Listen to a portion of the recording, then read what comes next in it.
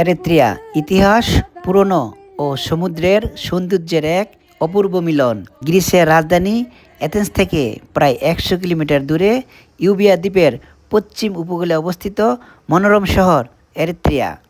গাড়ি ও ফেরিতে মাত্র 1.5 থেকে 2 ঘন্টায় পথ পেরিয়ে পৌঁছে যাওয়া যায় এই শান্ত সমুদ্র তীরবর্তী শহরে, যেখানে নীল জলরাশি, প্রাচীন ইতিহাস এবং গ্রিক পুরনো একসঙ্গে মিশে আছে।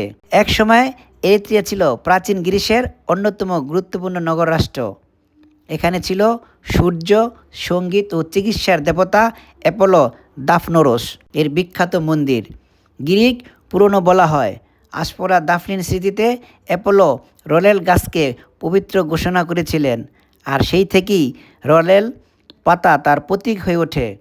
এছাড়া জ্ঞান, প্রজ্ঞা, ন্যায়সঙ্গত যুদ্ধের দেবী আথিনার উপাসনাও প্রচলিত ছিল এখানে। দেবরাজ জিউসের মাথা থেকে জন্ম নেওয়া এই দেবী ছিলেন জ্ঞান ও কৌশলের প্রতীক। আজ এরিত্রিয়ার দেখা যায় 2500 বছরের পুরানো প্রাচীন থিয়েটার, প্রত্নতাত্ত্বিক প্রদর্শন, জাদুঘর, যেখানে সংরক্ষিত রয়েছে সেই গৌরবময় সভ্যতার স্মৃতি। শহরের সমুদ্র তীরবর্তী পথ, ঐতিহ্যবাহী গ্রিক তাবেরনা, জলরাশি, সূর্যাস্তের অপরূপ দৃশ্য পর্যটকদের মুগ্ধ করে। ইতিহাস, পুরনো আর প্রাকৃতিক অনন্য সমন্বয়ে গঠা এরিত্রিয়া শুধু একটি পর্যটন কেন্দ্র নয়, বরং হাজার বছরের গ্রিক ঐতিহ্যের এক জীবন্ত সাক্ষী এই ছোট্ট দ্বীপ এরিত্রিয়া। কামরুজ্জামান বুয়া ডালিম, migration Bangla.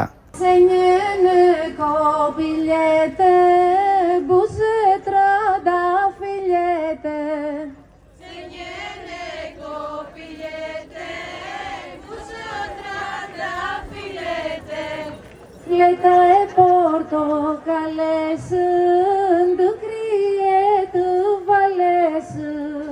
Letae portocales sunt criet vales.